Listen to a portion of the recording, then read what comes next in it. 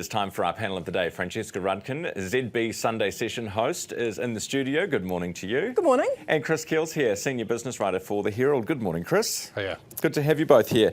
So we'll start with the Sky 3 situation. All for $1. Chris, I know you spoke to Sophie Maloney yesterday. All for $1, debt-free deal. Quite a neat decision from Sky, would you say? Yeah, the price is right, but and she's obviously very keen to extend the free TV reach, more attractive to NZ Cricket, NZ Rugby, and especially her advertising push. But I review a lot of smart TVs, and things are really changing. I mean, once upon a time, a lot of us had our lizard brains focused on that channel 1, 2, 3, especially 1. Now you turn on a smart TV, I turn on mine, and like last night, it had Department Q, Netflix, which I've been watching. It's a Google Android interface. It had YouTube, where I've been watching Herald NOW.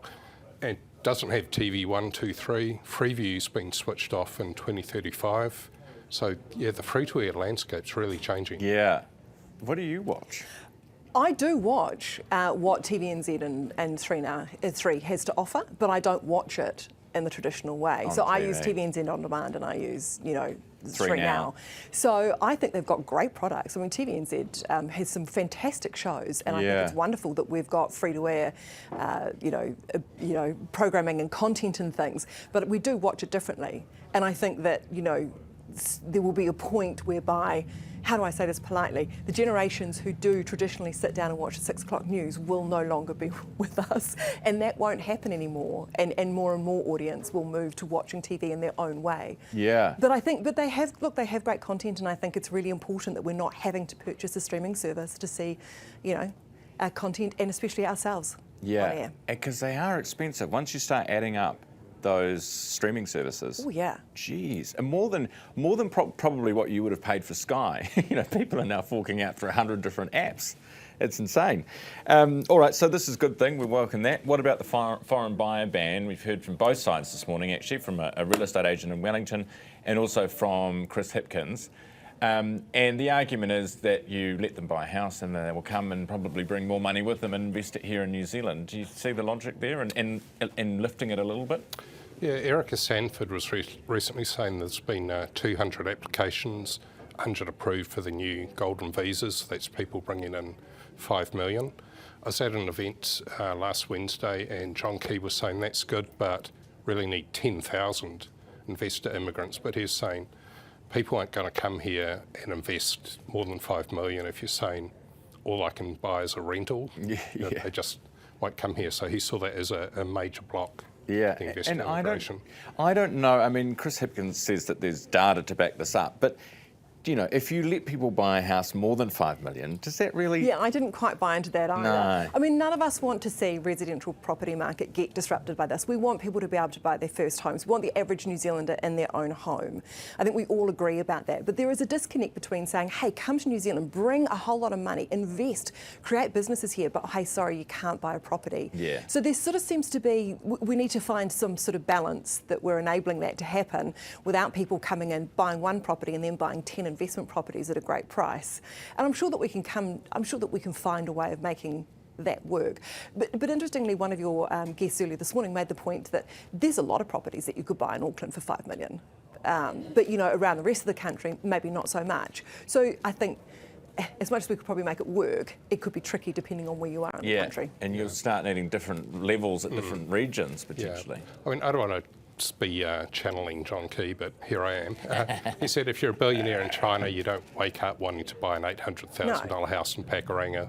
If they do buy property and the growth investor visa says you have to invest in businesses, it'll be a $50 million, lakefront house on Queenstown like Peter Thiel did.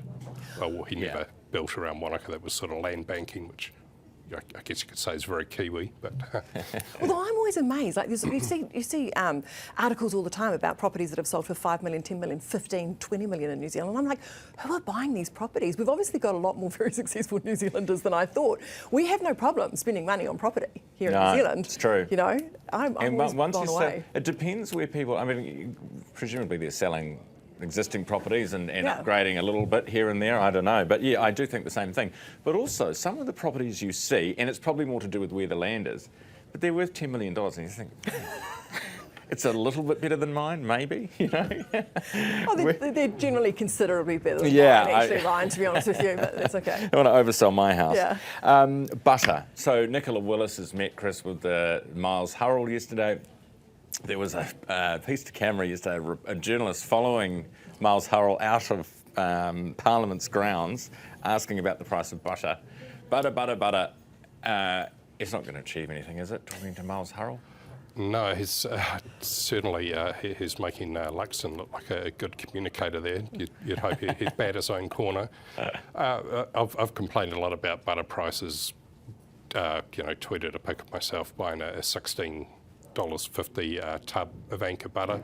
But I did get scolded by our economics editor, Liam Dan.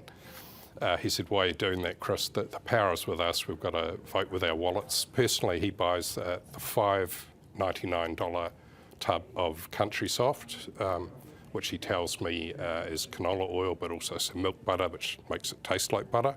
And then I've even been chided by our property editor, Anne Gibson. She drove out to Costco and bought 3 kg of their signature brand, Kirkland signature brand butter for $30, so $10 a kilo, or $5 for 500 grams. Oh, cheap as. And well, I guess she's got a much bigger freezer than me, but there are options out there for people who want to vote with their feet. I completely agree. Stop waiting for the government. I don't know what we think the finance minister is going to do about the price of butter. I know. She had a meeting. It was a regular meeting. It's virtue signalling. They're saying, hey, look, we've got this.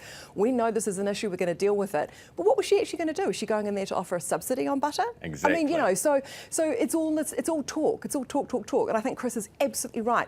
If you can't afford it, stop buying it. I don't buy it as often as I do. I do have a teenager who loves to bake.